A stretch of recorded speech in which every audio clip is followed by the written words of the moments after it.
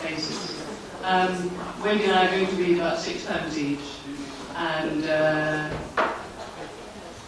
I'm going to start by just introducing what we were doing, which was, is this sound all right?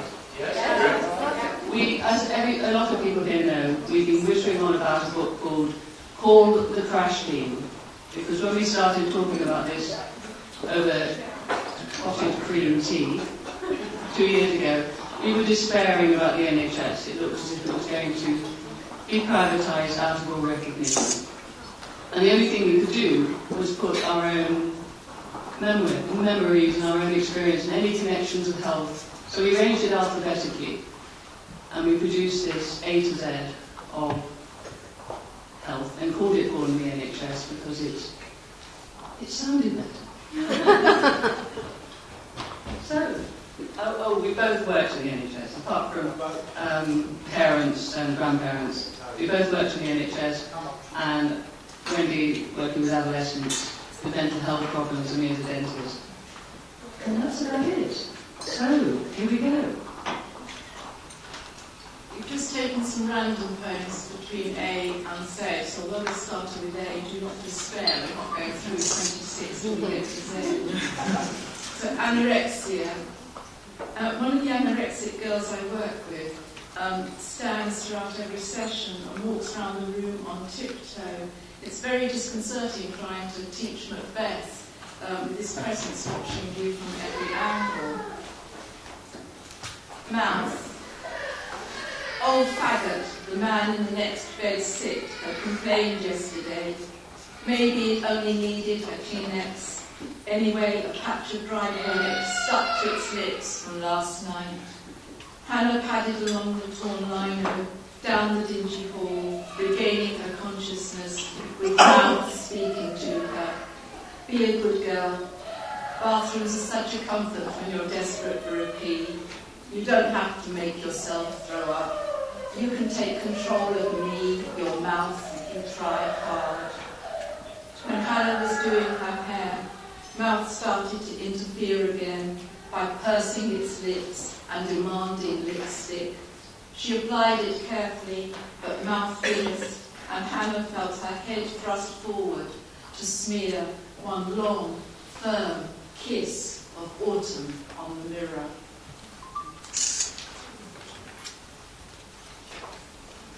Care. In the paper in the beginning of April 2013, Fred Cavalier wrote that NHS services would be open to privatisation and the health service would be set to deteriorate. Every activity would henceforth have to be specified in a commercial contract. If some vital aspect of the service is left out, it will not get done, or it will appear as an extra when the bill comes in. Hoist. Tom and I together push away the hoist, wash her, change her, get in a muddle. She outshits us, all 3 in fits. Tom tries a Hail Mary to make this more elevated. She's not impressed, brushes us away. She brushes us away, not impressed. To make this more elevated, he chants a Buddhist mantra. All 3 in fits. She outshits us. End in a muddle as we wash her, change her, push away the hoist, Mum, Tom, and me. With an ageing population, we all know that dementia is becoming more and more of a problem to care for people with dementia and memory problems. And Diane Alley and I had an aunt that we were very fond of, Auntie Megs, and she had dementia, and we didn't realise at the time, although I think now people are more aware of the signs much earlier. The title of this poem is from a Sappho fragment translated by Anne Carson. Someone will remember us. Heaven, this word with such infinite qualities. Suppose instead of heaven you'd said swifts, the ones that come and go from our garden.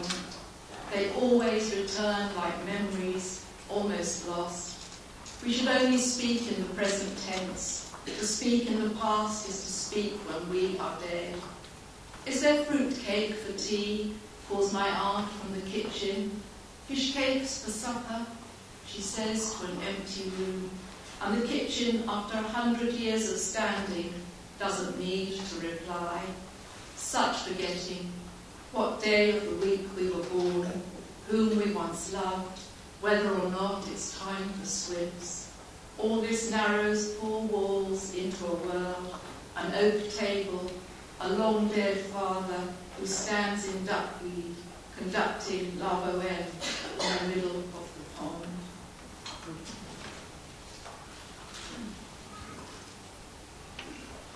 Kate was born in 1981, and this is from the dentistry section.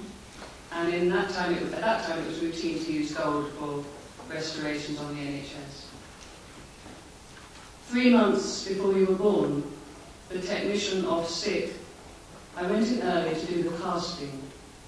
The wax impression of the patient's fractured cusp already embedded in plaster. I set the mould in the centrifuge, added the gold. It forms in the last few seconds of a star's death. You started to kick.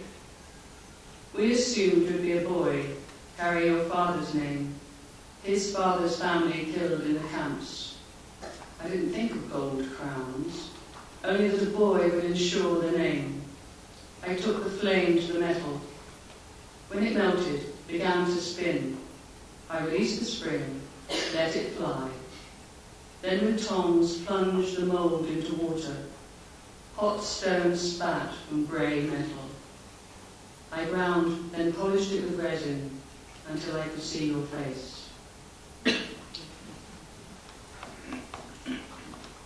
Drugs, Kestrel. Terence had taken skunk, wanted to be a bird. His therapist once accused him of being a magpie. He wasn't a magpie, didn't covet anything that belonged to anyone else, just wanted what was his, and sleep. He dreamed of being a kestrel hovering. At school, a teacher had once shouted, "Cuckoo," and sent him to the back of the line. He vowed one day people would see how it was never his fault. Now was his chance to grow wings, a beak, circle round the back of the stage. He'd watched the kites feeding at Tregaron, observed how they knew the exact moment to dive, swoop for their prey, and then with a flourish, spread wings, reach up, extravagant, against the sky.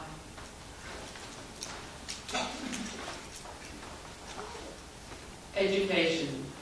The Ebers Papyrus from Thebes, which dates from 1550 BC, is the oldest surviving medical book. Healers were specialists. In a time when enemas were seen as of divine origin, one called Eri was renowned as the keeper of the royal rectum.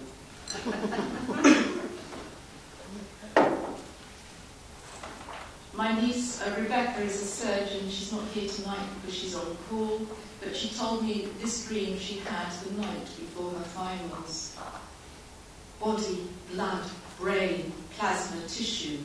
Leave Martel Road, walk along Robson, vagus nerve, the wandering nerve, up to the cemetery, a listed building, the one that jumps a gap nerve.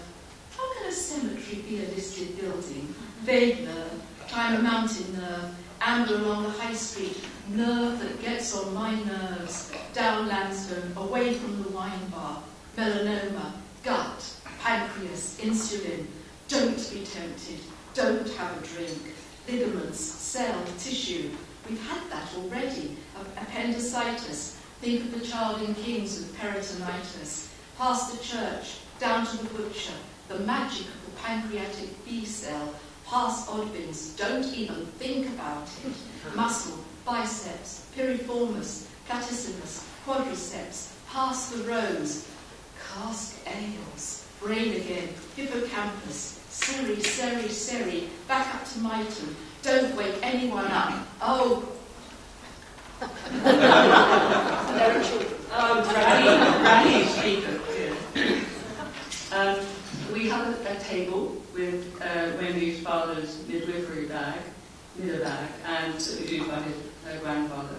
And on there and it will be demonstrated later, really volunteers.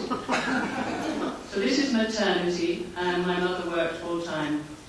She did loads of other jobs, she did everything, but her main thing in the end was maternity and child welfare. That's why the 6 of us were such a disaster. She wants no truck with relatives. So we stay in a B&B in Crossmolina, leave by the Ballina Road. I drive. She's solid in the passenger seat. Her grandchildren in the back riding Crossmolina, Ballina, until they have us begging for peace. She'll go as near as Kelshimok, but no further. 6-year-old Kate plays giving birth. 5-year-old Sam, father of the baby, helps vigorously with the delivery, while Joe, 4, wherever he is here, wails he wants to labour, or at least push. She calls back instructions, dilation, timing, encouraging Kate in her efforts. Points out a track via grotto to St Anne, to a cottage, a mile from the road, her first forceps. Middle of the night, just qualified. She practised with a basin and ewer. I explain the shape of the jug, but they go back to the pain of natural birth. She agrees we can drive through. It's the children's first time in Ireland. Can drive down Main Street, but we're not to stop. There's only Nancy left, and it's the business of Jenny's will, plus the exorbitant fee for the wait. We've nothing to say to each other. She makes me swear I won't slow down, not in the 2-street town that sent her to the world.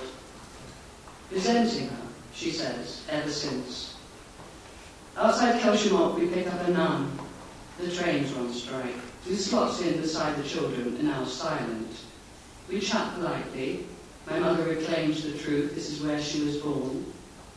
After we drop off our hitchhiker, Joe asks, "What was that Egyptian doing?" And his grandmother answers, "Searching the pyramids."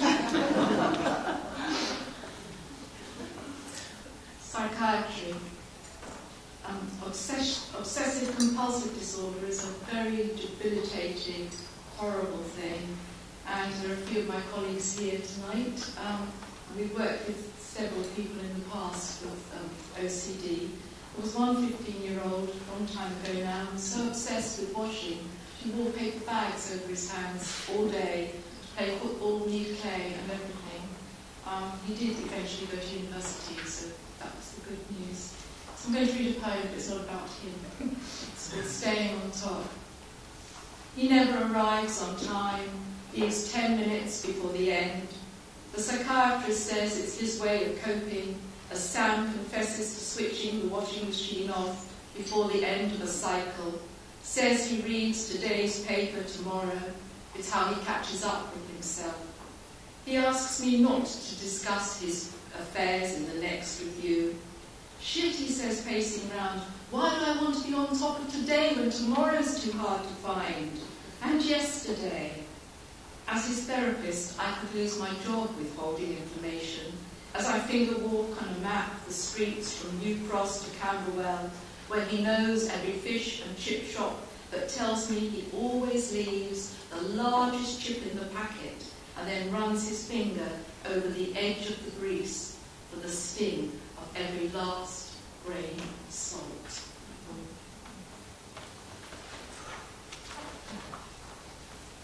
Private. In the 1990s, the then Tory government was pressurising dentists to move out of the NHS. And I was working on Sundays in a practice that was considering going private. And we had a day out. We all went to the Royal College of Physicians for a course.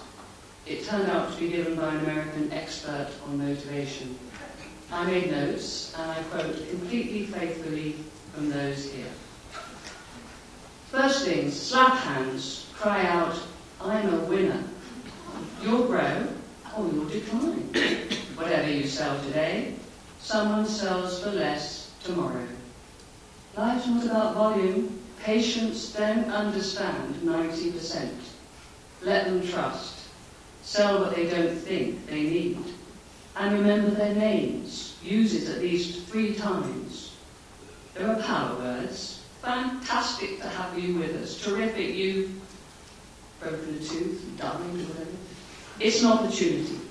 That way people feel better about themselves. If people owe you, they don't like you. Create urgency, but don't rush. Compliment them. Great to see you. Verbal skills make or break because patients ask the same questions. Will it hurt? How long?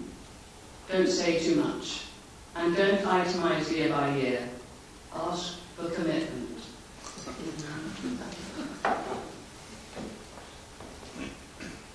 Needless to say, Jane didn't join the private practice. Quote from Tony Duck. By eviscerating public services and reducing them to a network of farmed-out private providers, we have begun to dismantle the fabric of the state. As for the dust and powder of individuality, it resembles nothing so much as Hobbes' war of all against all, in which life for many people has once again become solitary, poor, and more than a little nasty. So one more poem from each of us. We got to virus. Only a few hours after shaking hands with a person with a cold, you too can have it. Rhinovirus. They want to track me down, isolate me, keep me forever in solitary. All I ask is somewhere warm and moist. I'm small, but basically sociable. Yet they say they paid people to entertain me. Now it's fancy names and lots of cousins. They dislike the way I split easily, breathe too quickly, how I stick to door handles, lurk, persist, survive. Uninteresting. Therefore to be linked to something common is a failure of description. I kept them guessing. I am various. I will change.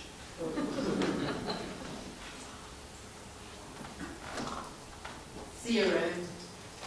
Whiskey and water. It's August and the winds have disappeared. When I go tonight and begin my journey home, I'll think of other times, like waiting for a train at some godless station in the snow and no sign of anyone. Then the man appeared. He stood so close to us as if we were for protection. We were main players in the film, father and daughter, pretending we knew the outcome of the night. The flakes fell, covering the sign that told us where we were. Other evenings after surgery, you'd call at my flat for that whiskey and water. So much to talk about. Stories, delivering babies in the Blitz, striding back across the park, oblivious of everything except new life, bombers overhead. Now I'm left with stories, your history, yesterday's rain. In 1948, Nye Bevan said, the NHS will exist as long as there are hope left with the faith in it.